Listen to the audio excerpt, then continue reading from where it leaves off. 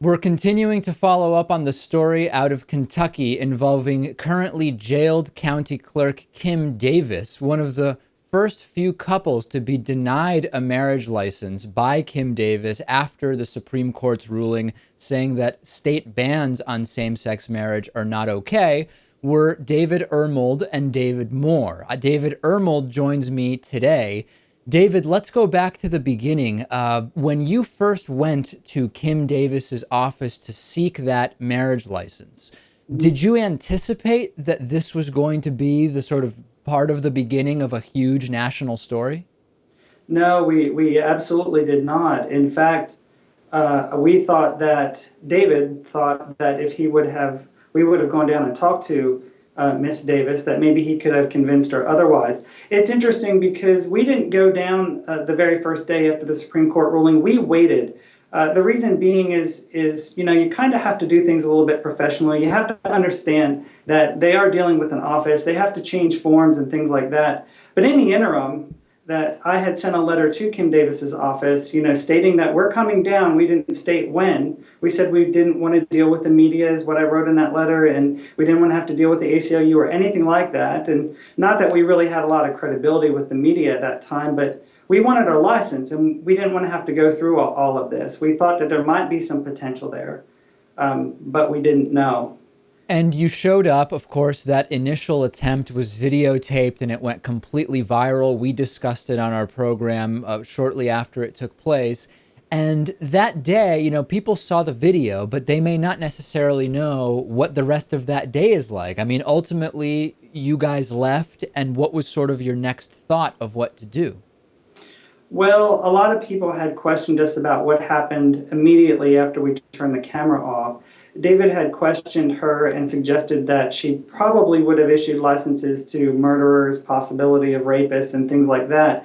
And her direct response at that point was well, they would have been a man and a woman, very similar to what she said this last time that we had gone down and saw her. But after that day, we went home. We were just kind of stunned and kind of floored. There was supporters outside. We had talked to them. But we just went home, and realistically, that moment when she basically suggested, at least what I gather from that statement, that we were basically lower than murderers and rapists and whatnot, that really is what set the fuse for us to kind of put that online. We didn't know it was going to go viral, though. We just did not. But I have mixed feelings about it. I'm sorry that she's going through the stuff that she's going through right now, but I don't blame myself. I don't blame us. Do you think that putting her in jail was the correct decision? Not asking you as a sort of speaking legally, but in terms of what you went through, what you experienced, does it seem justified? Really, idealistically, I wish she either would have resigned or she just would have committed to issuing the licenses. I thought about this a lot. I was upset when I came out. We finally did get our license on Friday in the afternoon, and when I came out, the little bit of a statement that I had was, how are we supposed to get married or walk through that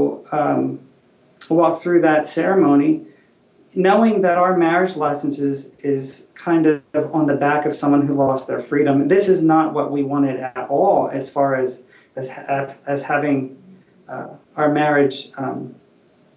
I don't know. It's stressful.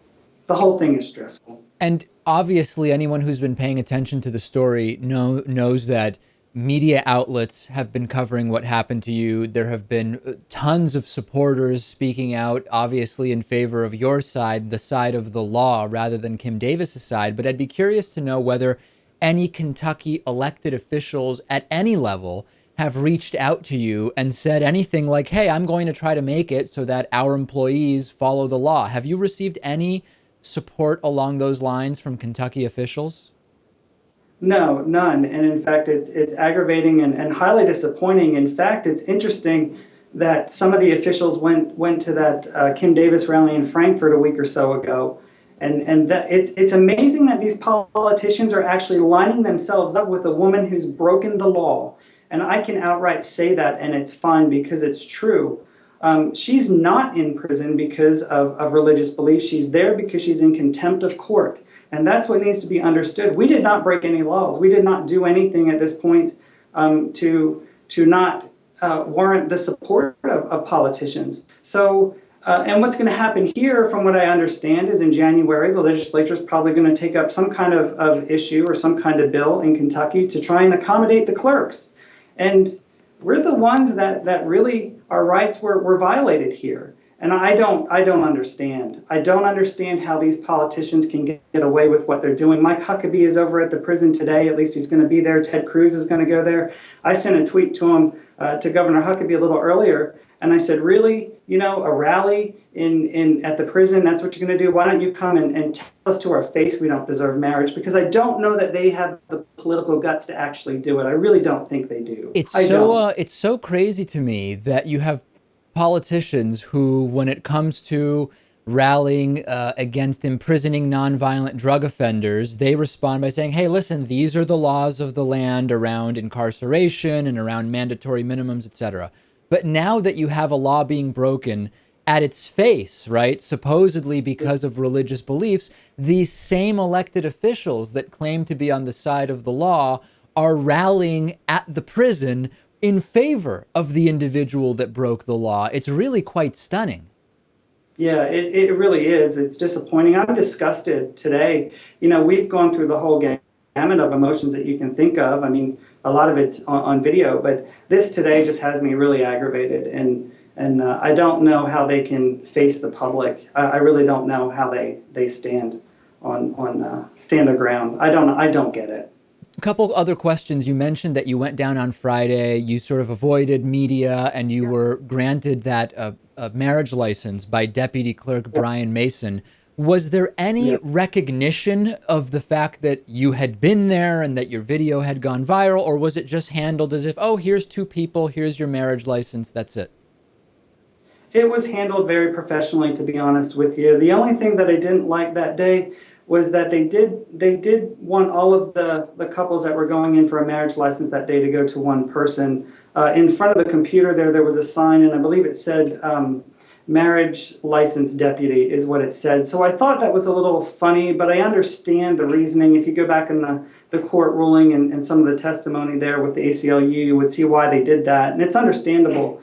But I don't think singling out one deputy in an office is a justifiable solution to the issue. It still amounts to a little bit of discrimination there, I think, in the long run. And what was the backstory on that for people who don't know is that the court basically said as long as individuals are able to get marriage licenses, it's not necessary for all of the deputy clerks to grant them, as long as there is someone there that will? Right, as long as there's someone there that will. And that's what I'm saying is I think in time what's going to happen is people will become more comfortable with it, and that won't be an issue. So I understand, and I think that Judge Bunning handled everything as best that he possibly could have. Last thing I want to touch on, the situation with Kim Davis and her position as county clerk. Of course, we are dealing here with an elected official, so it is a little bit different than saying, oh, well, she is just going to be fired. What have you been hearing as far as what will ultimately happen with Kim Davis and her job? Well, it depends on who you talk to. I don't want to talk too much about what our lawyers have spoken with us. But I can say that there is a really good possibility that she may try and stay in there until January, until the legislation does something to accommodate the clerk, so that way she can just get out and resume her position.